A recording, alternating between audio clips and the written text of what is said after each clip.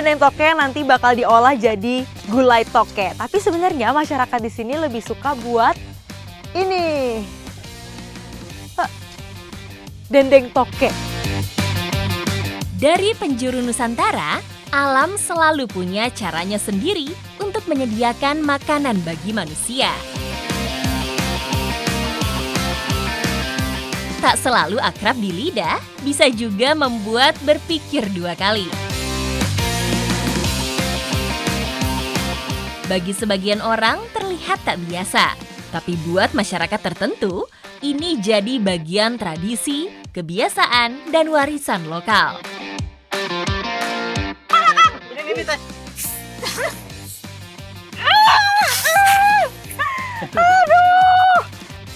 Saatnya berburu rasa ekstrim dari alam.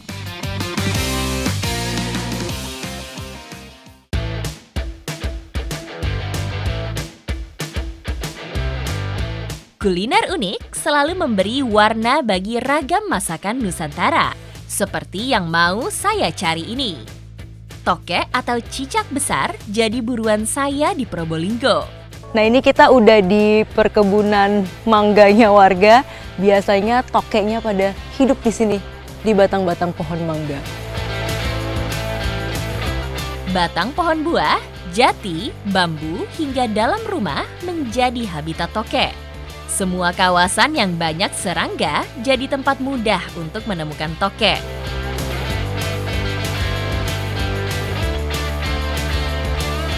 Kita ambil tokenya itu pakai alat sederhana, jadi ini stick pancing. Ada dua pilihan, kalau saya ini pakai karet sendal yang dikasih lem. Jadi tokenya itu begitu gigit, dia nggak bisa copot lagi karena nempel. Kalau masnya ditempelin paku di atasnya, itu supaya tokenya jatuh ke tanah. Jadi ada dua pilihan. Selain mencari di alam, ada juga budidaya untuk memenuhi permintaan. Desa Tegal Siwalan, Probolinggo terkenal dengan usaha dendeng toke.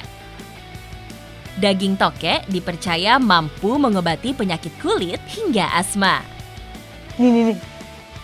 Nah, kita dari jauh itu kita agak nyaru sebenarnya karena toke ini hidupnya di pohon mangga. Jadi lihat tuh, warna kulitnya dia nyaru sama kayu. Tapi kalau toke yang tinggalnya di tembok-tembok rumah, biasanya warnanya lebih putih. Jadi dia mengikuti tempat dia tinggal. Dan toke itu biasa hidupnya malam hari. Jadi seharusnya dia nggak gitu agresif kalau siang hari. Kita buktikannya dia agresif atau nggak di siang hari.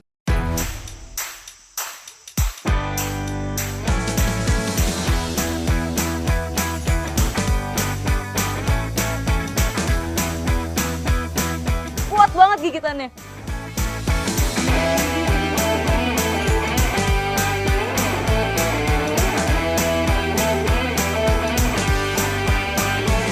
Kekuatan toke itu ada di sini. Giginya ada di seluruh rahang dia. Itu dia kenapa kita harus selalu pakai safety, terutama saya, supaya kalau digigit nggak kena langsung sama kulit tuh.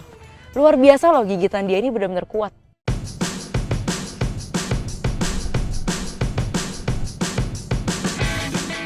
Aduh.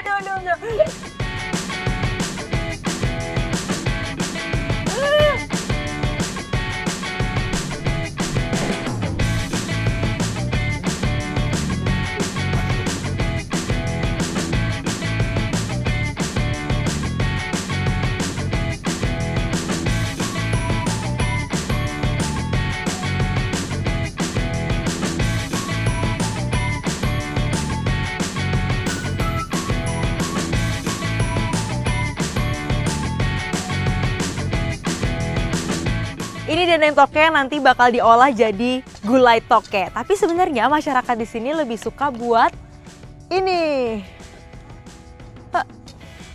Dendeng toke. Ini bisa diekspor sampai ke Cina ya, Bu? Cina, iya. Sampai ke Cina. Kalau lagi musim panas mereka bisa dapat dan bisa buat sampai 10.000 dendeng. Bagi penyuka kuliner ekstrim, unik dan tidak biasa, olahan toke ini tentu wajib dicoba.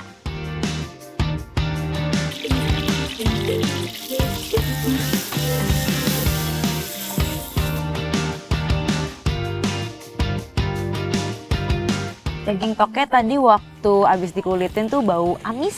Iya. Bau amis sekali. Jadi tadi kita tambahin jahe, lada, sama bawang putih ya Bu ya? Iya. Nah ini kita goreng dulu sampai setengah matang sebelum dimasukin santan.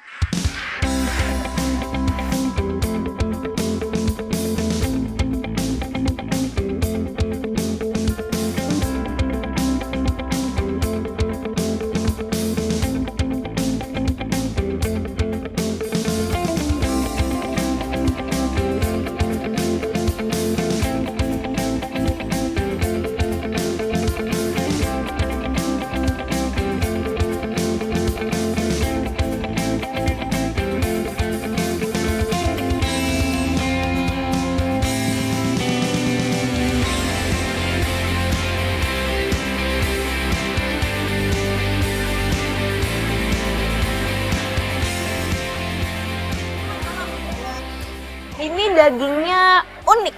Jadi kayak daging kodok dicampur daging ikan sama dia banyak banget tulangnya ya. Tapi enak. Apalagi tadi udah ditambah kuah gulai. Enak, mantep banget rasanya.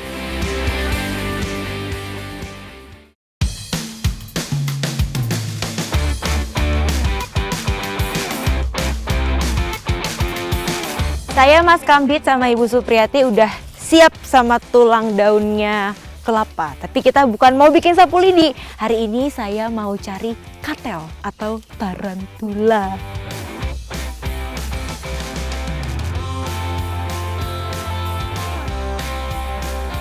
Tarantula bisa ditemui hampir di berbagai belahan dunia, termasuk Indonesia.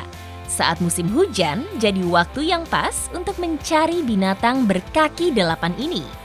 Kondisi tanah lembab jadi favorit tarantula untuk tinggal. Langsung ketemu lubangnya. Jadi memang biasanya adanya di pinggiran-pinggiran tanah kayak gini ya Mas. Ini dia alatnya buat nangkep katel. Jadi ini tulang daunnya itu diikat di atasnya. Jadi ada lubang kecilnya kayak gini. Nah nanti lubang kecilnya ini buat si tempat jaringnya itu ya. Tempat taringnya tarantula nanti masuk ke sini. Nggak gampang buat menangkap tarantula. Tarantula bisa menggali sarang hingga 30 cm. Gerakannya juga cukup gesit meski ukurannya besar.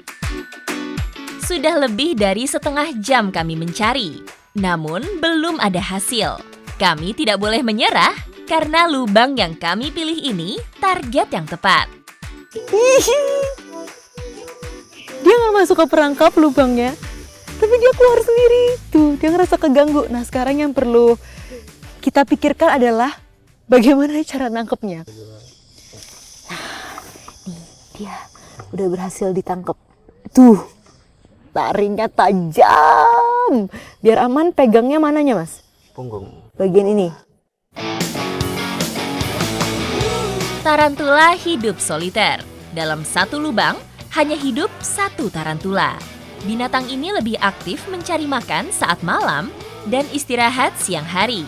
Jadi saat matahari terik seperti ini, jadi waktu yang tepat untuk memburunya. Nah ini kita udah dapat satu.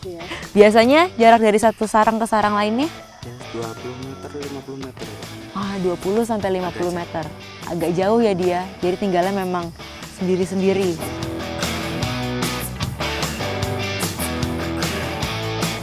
Ternyata dia bisa ditemuin di mana aja. Dia nggak harus di dalam hutan banget ya berarti. Bisa juga di sini. Ya udah, coba.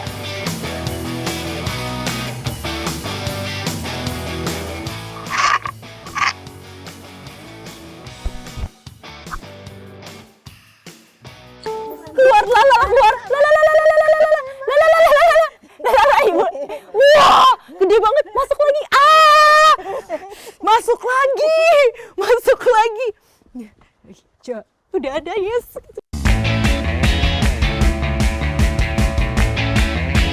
Saya terus memancing kemarahan tarantula agar taringnya masuk ke lubang kecil di ujung batang. Jika tarantula sudah menggigit, tidak boleh langsung ditarik. Gerakan tiba-tiba bakal membuat tarantula melepaskan gigitan. Gede banget tuh, yang paling gede ya? Gede banget.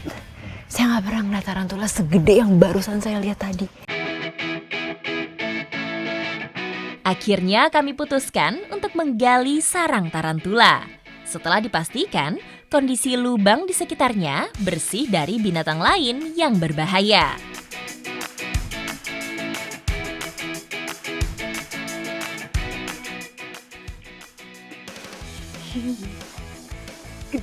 Gede banget. Dan dia itu ternyata badannya keras juga ya?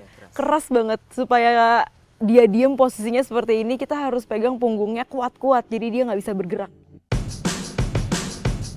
Akhirnya, tarantula target berhasil didapat.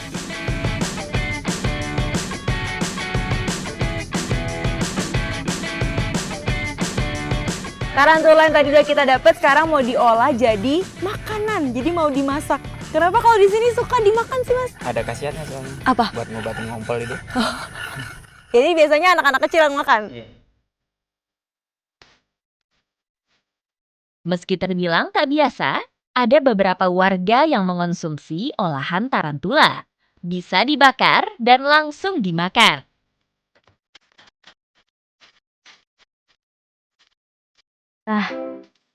Nih kelihatan begitu dia dipotong taringnya Iya. langsung keluar bisanya. Bisa. Ini yang harus dihilangin dulu sebelum kita olah.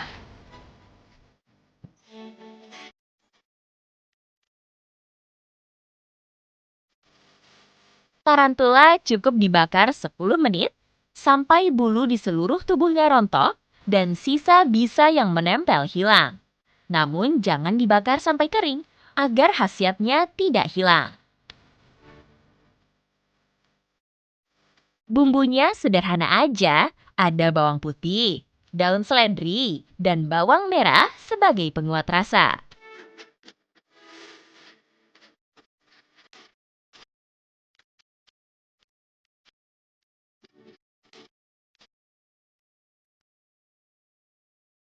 Rasa kakinya mirip kayak apa? Kayak kritik. Kayak keripik. Jadi Mas paling suka kakinya. Kalau Ibu paling suka apanya? Perutnya, Mbak. Soalnya apa? Gurih. Gurih. Kalau aku paling suka kepalanya. Soalnya mirip kayak lobster. Jadi kalau kalian pengen makan sesuatu yang ngasih banyak kejutan di mulut, tarantula bisa jadi salah satu yang dicoba ya, Bu ya.